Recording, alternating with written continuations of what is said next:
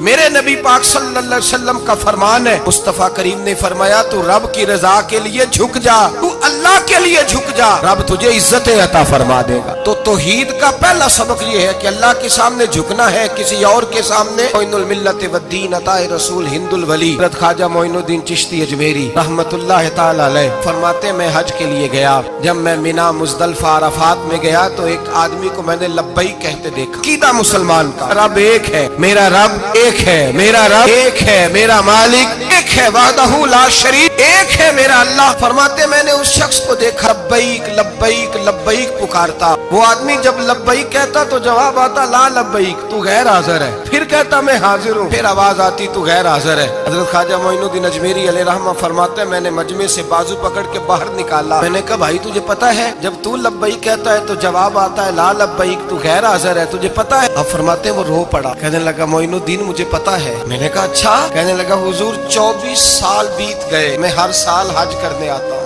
یہ میرا 24واں حج ہے، اور ہر سال آ کے کہتا ہوں لبیک لبیک، میں مصطفیٰ کریم کا وسیلہ لیے حاضر ہوں، لبیک لبیک، یہ بے نیاز ہے، ہر سال مجھے کہتا ہے لا لبیک، نہیں تو غیر حاضر ہے، ہر سال کہتا ہے۔ خواجہ صاحب فرماتے ہیں اس کی بات سنی تو میرے وجود کے رونگٹے کھڑے ہو گئے۔ میں نے کہا پھر تو ہر سال آ جاتا ہے، ہر سال ہی آ جاتا ہے، 24 سال ہو گئے ہر سال۔ فرماتے اس نے توحید بیان کی تو میری چیخیں نکل گئیں، میدان عرفات میں کھڑے ہو کس نے توحید کا اعلان کیا تو میرا وجود تڑپنے لگا، آہیں اور سسکیاں نکلنے لگیں۔ کہنے لگا معین الدین ایک ہی تو رب ہے، یہاں نہ ہوں تو کہاں جاؤں، تو کوئی اور رب بتا دے میں وہاں چلا جاتا ہوں، اب ہے ہی ایک، کہیں اس کے دروازے پہ رکھے تب بھی ٹھیک ہے، نہ رکھے بھی اس کی بے نیازی ہے یہی، کہاں جاؤں، اس کے دروازے پہ جھکوں، یہی میرا مالک، یہی میرا خالق، یہی میرا رازق۔ خواجہ صاحب فرماتے میں وہاں کھڑا تھا، عاطف غیب سے آواز آئی معین الدین تو پیچھے ہٹ جا، یہ میرا اور میرے بندے کا معاملہ ہے، تو اس کے بیچ نہ آ،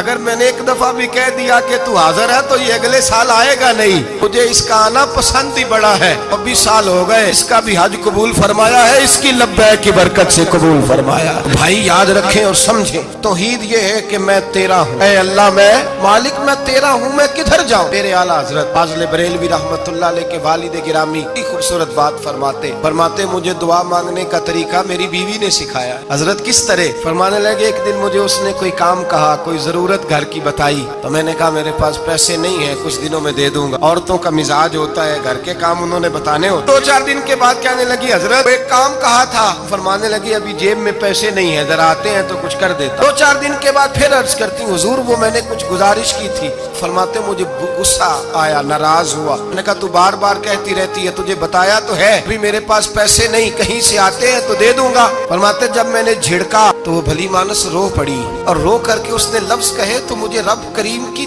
توحید سکھا گئی اور مجھے اللہ سے مانگنے کا طریقہ بتلا گئی۔ وہ کہ کہنے لگی حضور آپ ہی تو میرے خامد ہیں، بتائیے آپ سے نہ کہوں تو میں کس سے جا کے کہوں؟ کون ہے میرا اور کس سے جا کے کہوں؟ کس سے جا کے میں کہوں کہ میرا یہ غم بانٹ دیا جائے؟ آپ فرماتے اس نے بات کہی تو میں رونے لگا، مجھے کہنے لگی حضور کیا ہوا آپ رو پڑے؟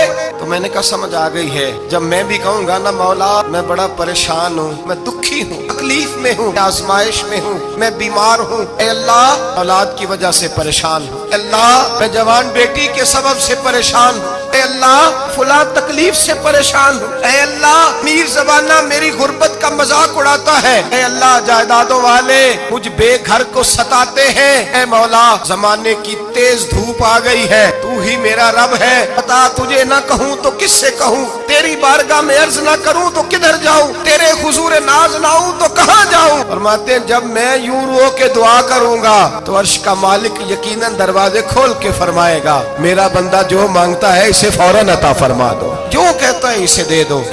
اللہ کی بارگاہ میں جھکے گا تو اللہ کے حضور توحید کا تجھے رزلٹ یہ ملے گا کہ جگہ جگہ جھکنے سے تو بچ جائے۔ دوسرا فائدہ توحید کا یہ ہوتا ہے کہ عالمگیر سوچ پیدا ہوتی ہے۔ عالمگیر توحید باری تعالیٰ کا معنی یہ ہے کہ ساری کائنات کو رب نے پیدا فرمایا ہے۔ نبی پاک نے فرمایا الخلق و یال اللہ،